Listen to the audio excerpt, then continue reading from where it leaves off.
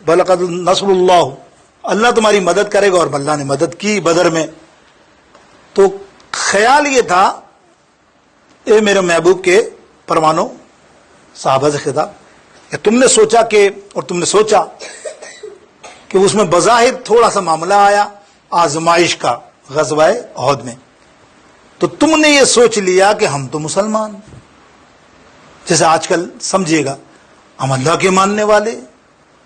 اور تو اور سید المرسلین ہمارے درمیان غزوہ میں، تو پھر یہ ہماری حالت کیسے ہوئی؟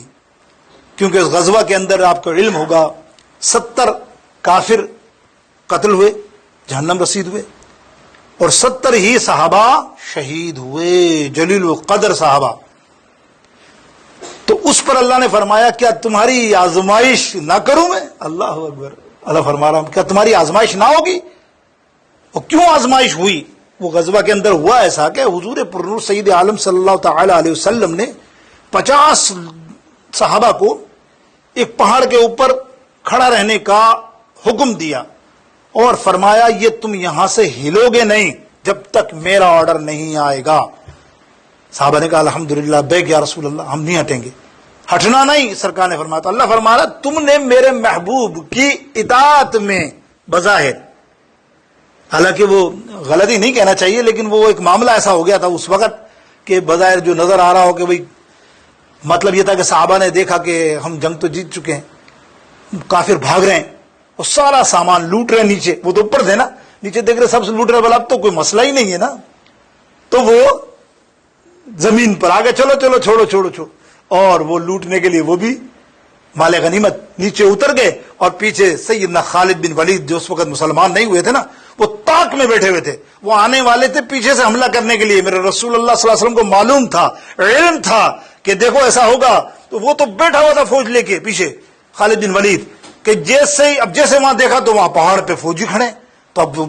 پہاڑ سے نیچے ہو کر چٹان سے نیچے جانا، آج بھی آپ دیکھ رہے ہوں گے غزوہ میں نظر آتی ہے نا، جاتے ہوں گے احد کے اوپر، تو وہ کراس کر کے اس کو پیچھے سے حملہ کرنا مسلمانوں پہ، وہ ایک پلان تھا اس کا،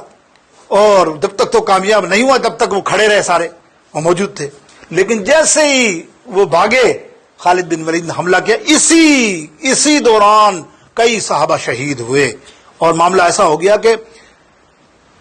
اس قدر معاملہ ہو گیا کہ رسول اللہ صلی اللہ تعالی علیہ وسلم کی افواہ گرم ہو گئی شہادت کی۔ میں سنا نا، بڑی زوردار افواہ ہوئی، دشمنوں نے اڑا دی، ایسے اڑا دی، حالانکہ زخمی ہوئے تھے حضور پرنور، چہرے مبارک پر کچھ زخم آئے، بس اس کے علاوہ نہیں۔ لیکن جب صحابہ میں یہ خبر اڑ گئی تو یہ مدینہ پاک بھی پہنچی، تو کیسے جانثار تھے آپ دیکھیں، صحابہ تو تھے ہی جانثار، اس میں کوئی شک نہیں، جانیں قربان کرنے والے۔ اور سب سے بڑی مثال تو آج میں دے رہا ہوں، جب پیش کروں گا آپ کے سامنے ان کے فضائل، تو ایسی ہستی ہے کہ کیسے جانثار ہیں۔ تو وہ صحابہ تو جانثار تھے، لیکن یہاں دیکھیے صحابیہ خواتین میں جذبہ دیکھیں، جذبہ عشق مصطفیٰ صلی اللہ علیہ وسلم کیسا، کہ مدینہ پاک سے کسی نے سنا کہ نبی علیہ السلام کا معاملہ یہ ہوا، تو وہ بھاگتی ہوئی، مدینہ پاک اور احد کا فاصلہ 3 میل کا ہے، اکثر لوگوں نے جانتے ہیں، تو وہ سیدھے جنگ کے اندر آ گئی، یعنی غزوہ کے اندر ہی پہاڑ پہ احد پہ آ گئی اور بھاگ رہی تھی، تو شہادت تو ہو چکی تھی تقریباً، وہاں معاملہ بھی غزوہ کا تقریباً ختم ہو چکا تھا۔ تو وہ پوچھی تھی میرے نبی علیہ السلام کہاں ہیں؟ صحابہ جو آتے تھے تو بولے ان کو چھوڑو، وہ پیچھے تیرے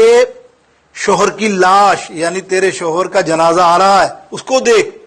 اللہ اکبر بولی، اس کو چھوڑو، اللہ اکبر، صحابیہ کہہ رہی اس کو چھوڑو، وہ تو اللہ کے سپرد کر دیا ہم نے، میرے آقا کیسے ہیں، میرے آقا کیسے ہیں۔ آگے گئی تو پتہ چلا، کسی نے کہا کس کا پوچھ رہے؟ بولے یا رسول اللہ کہاں ہے مجھے بتاؤ۔ بولے یا رسول اللہ صلی اللہ علیہ وسلم کو چھوڑو ابھی، اور یہ دیکھ تیرے باپ کی لاش آ رہی ہے، یعنی وہ بھی شہید ہو گئے۔ تو وہ کہتے چھوڑو اس کو، یہ بھی اللہ کی طرف دیا، کیا جذبہ تھا، مجھے بتاؤ رسول اللہ کیسے ہیں۔ آگے تیسری دفعہ گئی، وہ انصاری خاتون